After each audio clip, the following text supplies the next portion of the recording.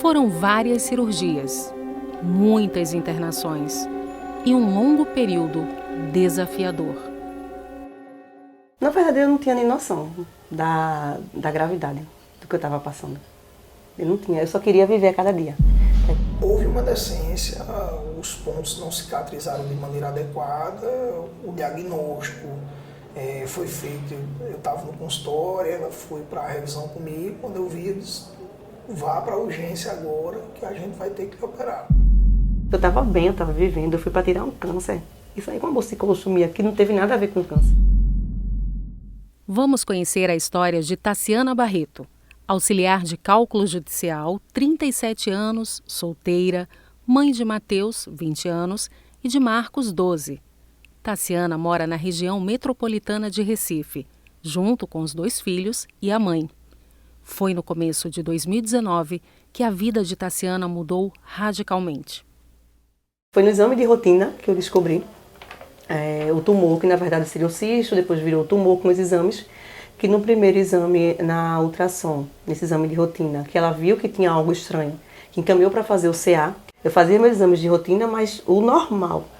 Então, quando eu tive que ir para o oncologista, aí eu dei o baque. Em consulta periódica ao ginecologista, através de uma ultrassonografia, o médico percebeu um aumento no tamanho de um dos ovários. Para fechar o diagnóstico, solicitou outros exames e um determinante, chamado CA-125, que deu elevado. O câncer de ovário, ele é uma das neoplasias ginecológicas, ela é a segunda mais frequente. A mais frequente é o câncer de colo de útero. A doença é uma doença assintomática ou oligossintomática, com pouco sintoma.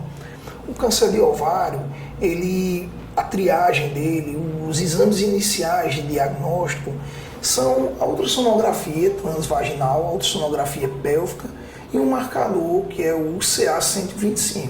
O CA-125 é um marcador inespecífico. Então, várias doenças oncológicas podem alterar os marcadores tumorais, certo? E aí o que eu aconselho é sempre que tiver esse exame alterado, procurar o seu médico ginecologista com maior brevidade. Foi quando ele disse que ia ter que ser cirúrgico, ia ter que fazer cirurgia para retirar tudo, porque era a forma que tinha de combater, já que estava no início, eu descobri no início. Com o diagnóstico em mãos, tumor de ovário, a indicação era de cirurgia. Taciana já havia feito laqueadura e não pretendia ter mais filhos. Rapidamente se internou em um hospital particular de uma rede de plano de saúde no Recife. Iria passar por uma histerectomia, retirada do útero junto com o ovário direito. A cirurgia é uma cirurgia de pequeno a médio porte. Então, geralmente a paciente tem alta 24, 48 horas depois do procedimento, geralmente sem nenhum dispositivo, sem dreno, sem sonda, na maioria das vezes. E aí, com uma cirurgia habitual. A vida normal, geralmente a gente, nas primeiras 2 semanas, essa vida ela é retomada e as pacientes conseguem desenvolver as atividades delas de formas normais. Taciana recebe alta e volta para casa. E aí, quando eu cheguei em casa, eu comecei a vomitar, eu não consegui comer. O ato de comer, de engolir, eu não consegui. Não tinha fome, nada. E o pouco que eu tentava comer, nada de gordura, nada de fritura, nada dessas coisas, natural mesmo, eu não conseguia. E aí, com uma semana vomitando e sentindo dor, eu tomava dipirona normal, aí eu fui para emergência. Tomou remédio, lá de dor, voltei para casa. E aí continuou. Foi quando eu fui para várias emergências, vários médicos, e os exames não acusavam nada. Aí eu todo dia sentindo dores. E em 4 meses eu perdi 25 quilos, meus cabelos caíram, eu não tinha força para ficar em pé na cama. Fiquei uma morta em cima de uma cama. Taciana buscava incansavelmente por uma resposta. Já muito fraca e debilitada, precisava tomar vitaminas na veia quase que diariamente. Era uma corrida contra o tempo. O diagnóstico só veio com uma tomografia de abdômen. Essa tomografia mostrou um corpo estranho, sugestivo, metálico. E aí já encaminhou, mandou voltar para o meu médico para fazer uma cirurgia de emergência. Taciana se interna e passa pela segunda cirurgia. Eu lembro que eu acordei e eu vi aquele negócio na minha barriga, mas eu não sabia o que era. Eu não tinha noção do que era. Ninguém chegou para me explicar naquele momento que eu acordei. Eu lembro que eu acordei com muita dor, eu lembro, porque como mexeu muito, foi uma cirurgia muito complexa. Foram 6 horas de cirurgia. Durante a cirurgia de Tassiana, foi identificada uma perfuração no intestino grosso. Houve a necessidade de uma ostomia. Ostomia quer dizer boca, certo? Colostomia é uma boca do intestino grosso. Então, a gente tem traqueostomia, esofagostomia, gastroostomia, que é um pertuito para o estômago. E na barriga a gente ainda pode ter ileostomias, enterostomias, colostomias e até os ureteres. A gente pode fazer as necessidades urinárias por uma ostomia de ureter, ou seja, a ureterostomia. Então, qualquer pertuito criado de maneira cirúrgica entre a pele e o órgão recebe o nome de ostomia.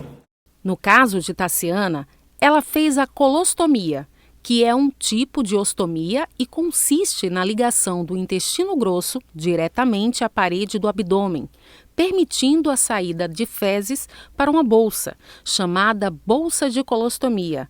Agora, na condição de ostomizada, ela passa a buscar informações. Engraçado que tem enfermeira que nem sabe. Eu acho que deve ser algo bem superficial que é dado na faculdade, porque tem enfermeira que nem existe, não sabe que existe certos tipos de bolsa.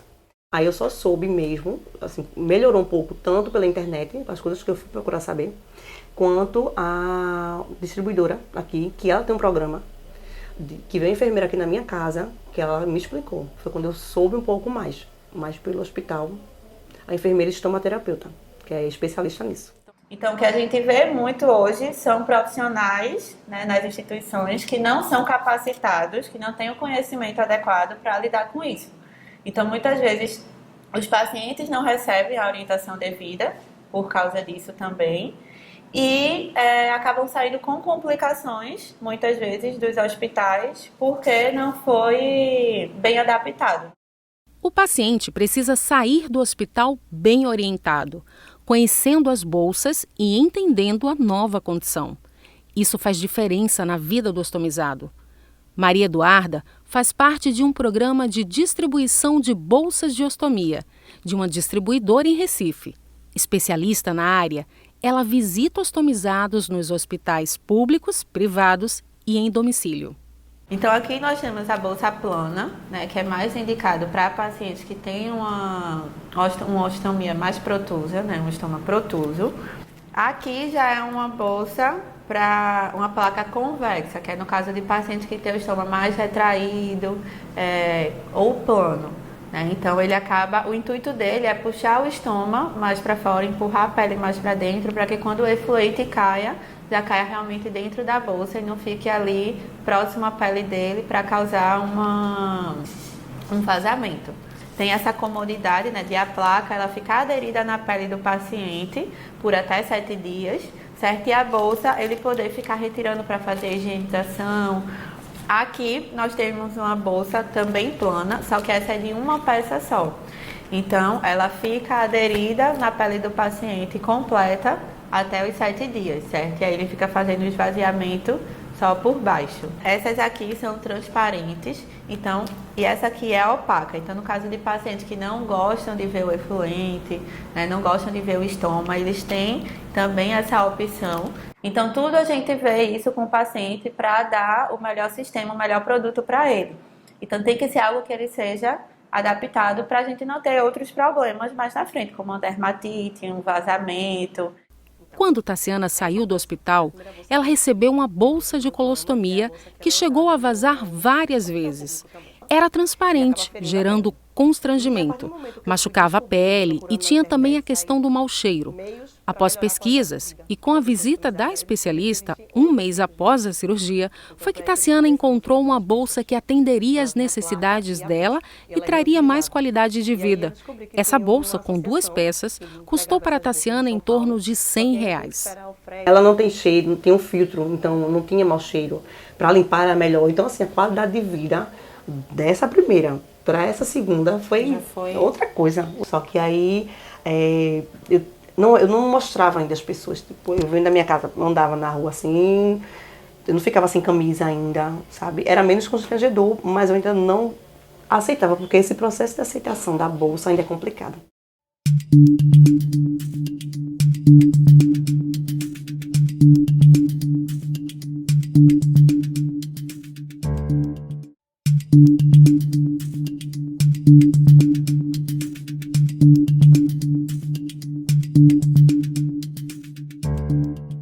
Os valores das bolsas para os tipos de ostomias podem variar de R$10 a R$100 no varejo. Após algumas compras, Tassiana descobriu que, através da solicitação do seu médico com o código específico da bolsa para o plano de saúde, eles providenciariam um fornecimento desse tipo de bolsa, que se adaptava melhor para ela. Já no Sistema Único de Saúde, SUS, os pacientes enfrentam dificuldades maiores no fornecimento e na variedade das bolsas disponíveis. De acordo com o Ministério da Saúde, estima-se que no Brasil existam mais de 400 mil pessoas ostomizadas. Já em Pernambuco, hoje, não existe nenhum cadastro unificando os dados dos ostomizados da rede pública e da privada, o que também dificulta a criação de políticas públicas. No Barão de Lucena, hospital referência no estado para pacientes ostomizados, cerca de 2.500 pacientes estão cadastrados. O hospital dispõe de atendimento médico e fornecimento de bolsas para os diversos tipos de ostomias. Para grande parte dos pacientes, a cirurgia é definitiva, sendo necessário o uso da bolsa por toda a vida. O Programa Estadual de Ostomia, no Barão de Lucena, atende pacientes vindos de todo o estado de Pernambuco, gerando aí uma superlotação no hospital. Segundo a direção do hospital, a saída para esse problema é um processo de descentralização nos atendimentos, que já está em andamento. Até o momento em que esta reportagem estava sendo gravada, apenas 300 pacientes haviam conseguido encaminhamento para os polos de saúde mais próximos de onde vivem. A nossa reportagem visitou a Assembleia Legislativa de Pernambuco, ALEP, e conversou com o deputado Romero Salles para saber de que forma a Casa Legislativa acompanha a situação dos pacientes ostomizados no Hospital Barão de Lucena. E sobre o Barão de Lucena, como é que anda aí essa cobrança, essa fiscalização? Essa semana já apareceu várias denúncias de falta de bolsa, como é que está? Continua, né? Desde que fizemos também uma indicação, né, ao governo do estado, uma solicitação para que dessem encaminhamento aos processos que estão paralisados, inclusive das pessoas que estão sem fazer a cirurgia, né, de reversão. Que isso é um dos maiores problemas, né? Além da subnotificação dos casos das pessoas que estão ali precisando, porque subnotificando compra menos produtos e assim falta para que todo mundo possa ter ali o atendimento. E a gente vai entrar inclusive com um pedido de informação agora, um requerimento também para reforçar, né, o que a gente já tem exigido, para saber as causas, né, do governo, para que ele se explique. A gente já sabe que o Ministério Público tem feito um inquérito, a gente sabe que o Tribunal de Contas também já está investigando, mas a gente carece aqui também de maiores informações. Mas também a gente quer saber por que não está sendo feita a cirurgia de reversão para diminuir pelo menos esse número. A gente sabe que sempre vai ter alguém que vai estar precisando fazer esse tipo de procedimento, mas se a gente puder diminuir o número de pessoas que vão estar utilizando isso frequentemente, eu acho que é até melhor do que a gente simplesmente ter o suprimento, né? A gente poder dar a qualidade de vida definitiva a essas pessoas, né?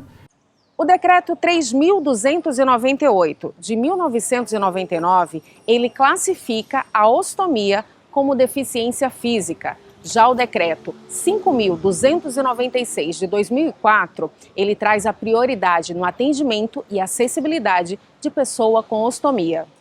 A Lei 12.738 de 2012, ela traz a obrigatoriedade ao fornecimento de bolsas de colostomia, ileostomia, urostomia, de coletor de urina e de sonda vesical pelos planos privados de assistência à saúde. O deputado Romero Salles é autor do projeto que originou a Lei 17.187 de 2021, que inclui no calendário estadual o dia 16 de novembro como o Dia do Ostomizado. Ele também está à frente de 2 outros projetos de lei em andamento. Um sobre a obrigatoriedade dos estabelecimentos comerciais no estado adaptarem banheiros para pessoa ostomizada e outro sobre a carteira de identificação. Além, claro, né, do atendimento a eles de forma digna na saúde do estado, eles também têm essa questão de como eles podem ter uma qualidade de vida melhor, tendo acesso a um banheiro que fosse adaptado para as necessidades deles. Assim como a gente tem hoje para os deficientes, a gente tem para os ostomizados. A carteira seria para isso, para que as pessoas pudessem chegar, exigir os seus direitos, sem precisar estar comprovando através de laudo ou até mesmo se expondo aí, né, vergonhosamente, muitas vezes, para mostrar a bolsa. E eu acho que quanto mais pessoas tomarem conhecimento do assunto, a gente diminui o preconceito, a gente diminui ali, querendo ou não, o sofrimento dessas famílias, a gente vai ter a pressão popular, porque vai estar ajudando ali a fazer com que os projetos tramitem a favor do povo, a favor dessa população que não é pequena.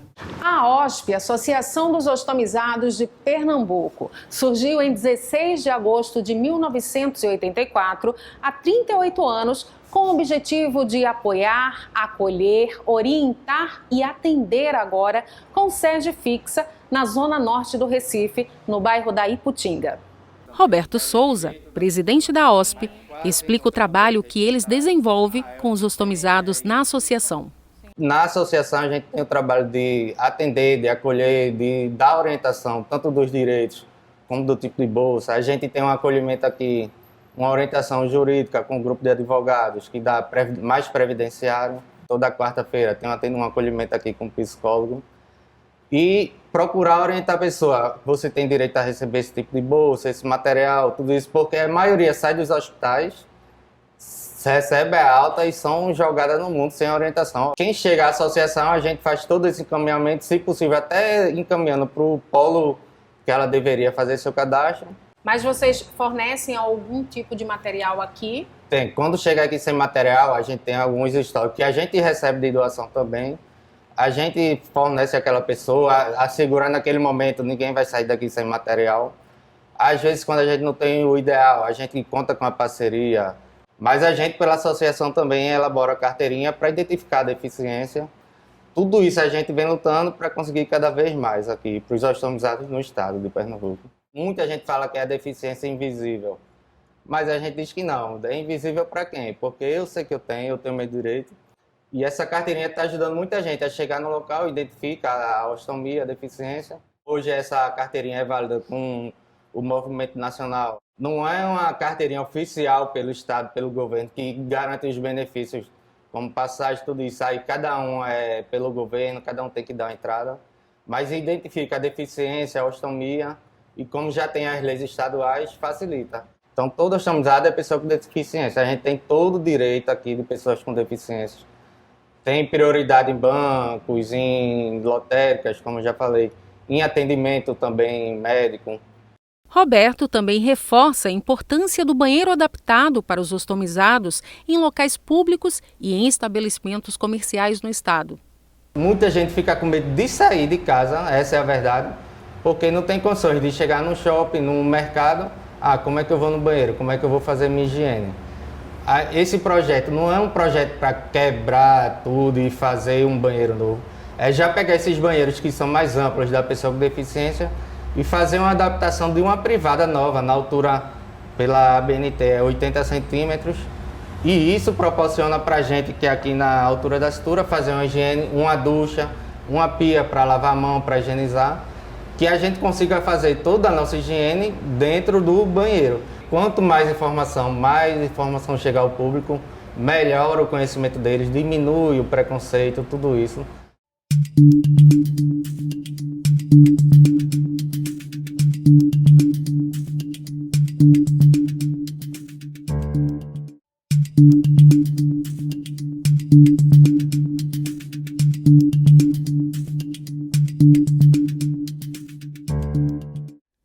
Tassiana, ainda muito abalada, não aceitava sua condição de ostomizada, sofria com o preconceito e a falta de informação das pessoas, vivia isolada e sem ânimo para nada. 7 meses depois, é cogitada a cirurgia de reversão. E lá vai Tassiana para sua 3ª cirurgia, dessa vez na tentativa de reconstruir o trânsito intestinal. Seria a reversão da ostomia. A possibilidade de deixar de usar a bolsa era tudo o que Tassiana mais queria. Então, eu fui pensando nisso. Eu quero tirar isso. Eu vou tirar isso. Chegou o dia de eu tirar isso, de eu ficar livre disso. Eu só pensava em tirar, só isso. O médico Pedro Gonzaga fez parte da equipe que operou Tassiana nessa cirurgia de reversão. Ele explica quais são os riscos nesse tipo de cirurgia. Existem muitos riscos. É uma cirurgia que tem uma chance alta também de não dar certo. O principal risco é, falando de maneira popular para as pessoas entenderem, é de a costura não pegar, do grampeamento, da ligação dos intestinos abrir, não cicatrizar, vazar, está aí. Na 3ª cirurgia, né, de fato, a condição nutricional dela é muito boa, mas houve uma decência, os pontos não cicatrizaram de maneira adequada, o diagnóstico foi feito, eu estava no consultório, ela foi para a revisão comigo, quando eu vi, eu disse, vá para a urgência agora que a gente vai ter que operar. A cirurgia não ocorreu como esperado por Tassiana. Uma semana depois, ela segue para sua 4ª cirurgia, mais uma ostomia. Vai abrir novamente passagem para a colostomia e volta a usar a bolsa. Quando você acordou da cirurgia, o que passou na cabeça? Pronto, eu lembro. Tem engraçado aqui, por mais que foram 2 anos e meio, 3 anos, tem momentos que não tem como esquecer. E aí eu lembro, na sala de recuperação da cirurgia, não tinha nem para enfermaria ainda. A primeira coisa que eu fiz, colocar, porque eu não queria colocar aquela bolsa. Eu passei 7 meses sonhando com o dia que eu ia tirar aquilo. De repente, eu tenho que colocar. Então, nesse momento, eu me desesperei. Eu não sou muito de estar chorando, nem reclamando, nem nada, não. Mas nesse dia eu chorei. Dessa vez, tudo seria diferente. Eu só falava isso. De novo, não. Só que eu acho que durou um minuto. Eu chorando assim. Porque veio na cabeça uma coisa que eu levo para a vida. Eu choro daquela forma, eu me desesperar. Por mais que eu não quisesse. Não ia resolver meu problema. Não ia fazer o médico vir, tirar aquela bolsa, não ia fazer nada. Então o que eu tenho que fazer? Aceitar aquilo, porque era o que eu podia fazer, e tentar viver de uma forma, tentar viver. Após a alta médica, Tassiana mudou totalmente sua rotina. Passou a cuidar da alimentação, começou a praticar atividades físicas, voltou a dançar, andar de bicicleta, sair com os amigos. Viver todos os dias com muita alegria, força e resiliência. Mas não parou por aí. Tassiana também começou a produzir conteúdos para as redes sociais com o objetivo de informar, orientar e apoiar outros ostomizados. Nesses vídeos, ela falava de alimentação, atividade física, leis, preconceito, direitos dos ostomizados e outros temas, encorajando e fazendo a diferença na vida de muita gente. Cada vídeo era marcado por uma bolsa pintada que ela mesma pintava à mão. Foram vários vídeos, personagens, desenhos e muita criatividade. Eu queria passar a informação de uma forma mais leve. Eu queria que as pessoas tivessem essa informação. Toda essa informação que eu pude buscar para mim, que eu fui atrás, que muita gente não vai, eu queria mostrar. E de uma forma diferente. Eu sempre gostei de fazer algo diferente. Então, se essa for uma forma de ajudar, eu saí pintando minhas bolsas. Eu pintei de Mulher Maravilha, pintei de Tartaruga Ninja, o pessoal achava engraçado, o pessoal gostava e depois me dava um retorno. Cara, eu não sabia disso, eu não sabia, muita gente falava isso. Foram 5 cirurgias, 2 tentativas de reversão e na segunda tentativa deu certo. Mas quando o médico literalmente disse assim, não, você tá livre. Um mês, acho que quando eu voltei pro médico, e ele disse, não, agora só exames de rotina, você tá livre. Foi quando eu saí daquela clínica, assim, quantas vezes eu saí dali carregada, quantas vezes eu saí dali na cadeira de rodas, quantas vezes eu saí dali debilitada com alguém me apoiando. E eu tava saindo dali sozinha. Hoje a gente tá muito feliz, a cirurgia foi um sucesso, Tassiana tá muito bem, fiquei muito feliz com a recuperação e mais feliz ainda. Um exemplo que ela deu para as outras pessoas, inclusive para mim, de ter força, de todo dia buscar fazer o melhor pelos meus pacientes. Então eu acho que na vida da gente, enquanto médico, a gente tem que trazer essa dedicação e dividir com os nossos pacientes as dores e as angústias deles. Eu acho que quando a gente consegue fazer isso, a gente consegue estar mais junto com os nossos pacientes. Esse é um lugar que eu gosto muito de estar, porque é um lugar onde eu me conecto com Deus, que eu posso exercer a gratidão por tudo que eu passei, pelos momentos bons, pelos momentos ruins, pelas pessoas que direta e indiretamente me ajudaram, e foram muitas pessoas que me ajudaram. Então aqui eu posso exercer a gratidão pela vida que eu tive de volta. E eu aproveito muito essa vida. Tassiana ajudou muita gente com os seus vídeos e os conteúdos postados. Recebeu muitos relatos positivos de outros ostomizados e trabalhou por algum tempo nesse engajamento após a reversão definitiva da ostomia. Mas já retomou sua profissão, sua rotina e, sempre que pode, ajuda outros com a experiência que acumulou. Tassiana quer incentivar outros ostomizados doando as bolsas que pintou à mão para a Associação dos Ostomizados de Pernambuco, a OSP, como símbolo de luta e resistência.